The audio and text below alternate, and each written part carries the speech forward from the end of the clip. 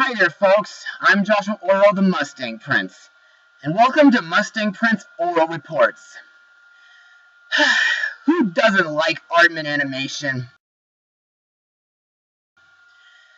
I gotta say that next to Tim Burton, the late Ray Harryhausen, Will Vinton, and Laika, the folks at this delightful British studio are behind some of the most beloved stop-motion films ever made, like Chicken Run, along with Wallace and Gromit. Even their computer-animated film Arthur Christmas was a great one too. But Pirates, Band of Misfits wasn't really the best in my opinion. But just recently, the folks at Aardman gave us a new stop-motion film, and, like Curse of the Were Rabbit, it's based on one of the most beloved TV shows ever. But the question is this: is it any good? Well, let's find out. Released in the UK on February 6th and the US on August 5th, 2015, the movie is Shaun the Sheep movie. Now, let's get started. When Shaun decides to take the day off and have some fun, he gets a little more action than he bargained for. A little mix-up with the farmer, a caravan, and a very steep hill lead them all to the big city, and it's up to Shaun and the flock to return everyone safely to the green grass of home. So, what are my thoughts on this film? Well, on a scale from 3 to 1, it would be Inside Out at 1, Minions at 2, and Shaun the Sheep at the very bottom. But, do I like it? Well, yes, I do. But in order to explain more information about that, let's move on to Mustang notes. By January 2011, Aardman had started developing a feature film version of Shaun the Sheep, with a plan to be ready by a 2013/2014 release. In April 2013, it was announced that the film would be written and directed by Richard Starsky and Mark Burton. It would be financed and distributed by Studio Canal. The film would follow Shaun and his flock into the big city to rescue the farmer, who was forced by Shaun's mischief to leave the farm.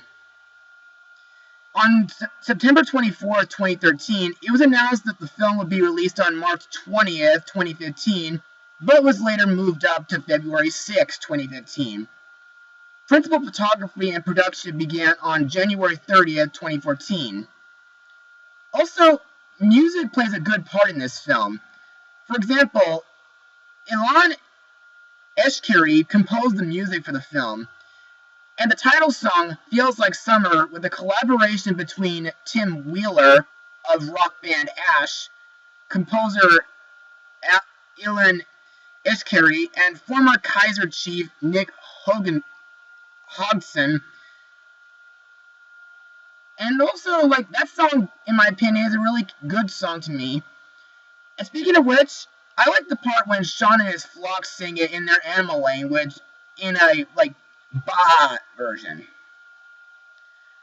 Also to note, the stop motion is pretty good.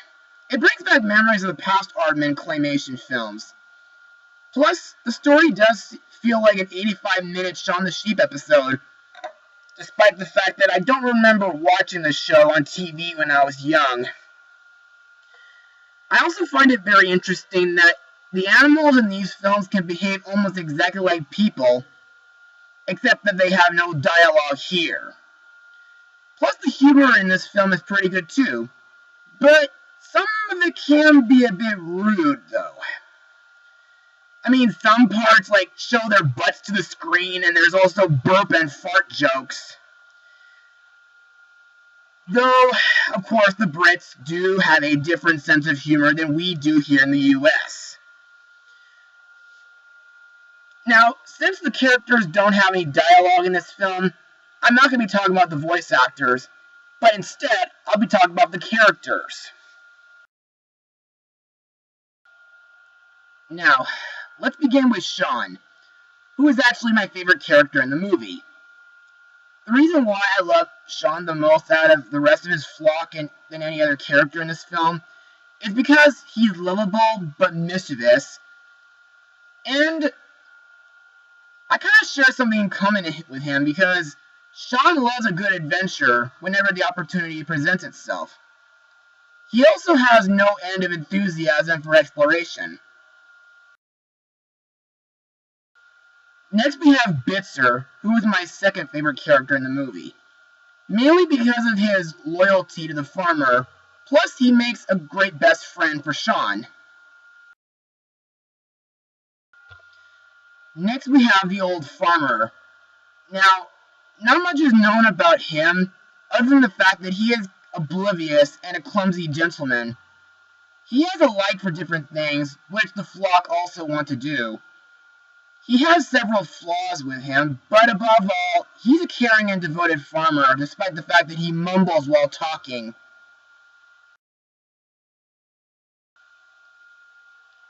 And lastly, we have the villain, Trumper. He's an egomaniac and animal warden with a hatred for all animals. Trumper becomes Shaun and the flock's nemesis as they make their way through the big city. With a passion for capturing stray animals for the city's animal shelter, Trumper has all the latest gadgets and gizmos to be the all-seeing eye in the city. You can only imagine his delight when he learns that there's a bunch of farmyard animals roaming the city streets. Ruling the animal shelter with an iron fist, Trumper's zeal and arrogance puts him in a hot pursuit of the mossy bottom animals. And now it's time to move on to my final words. Overall, not only was Shaun the Sheep a great stop-motion film, but it was also a fun one too. The stop-motion is great, the characters are memorable and funny, the jokes are a bit mature but still hilarious. I recommend this film to anyone who's either fans of Shaun the Sheep, Aardman, or stop-motion. And trust me, you'll all have a good time with this film. I give this film a rating of 80% out of 100. Well, that's it for today's episode, folks. Now, if you'll excuse me, I gotta see if I can try to get for my next blog, I gotta see if I can get my next co-blogger with me. Mustang Power. As I walked in the country one day by chance, all the sheep in the meadow were doing a dance. All the sheep in the meadow were doing a dance. And they were singing, Bamba, ba, ba, bamba, ba, ba, bamba, ba, ba, ba. Y siguieron bailando y bailando más. Y entonces la vaca echó el compás. Y entonces la vaca echó el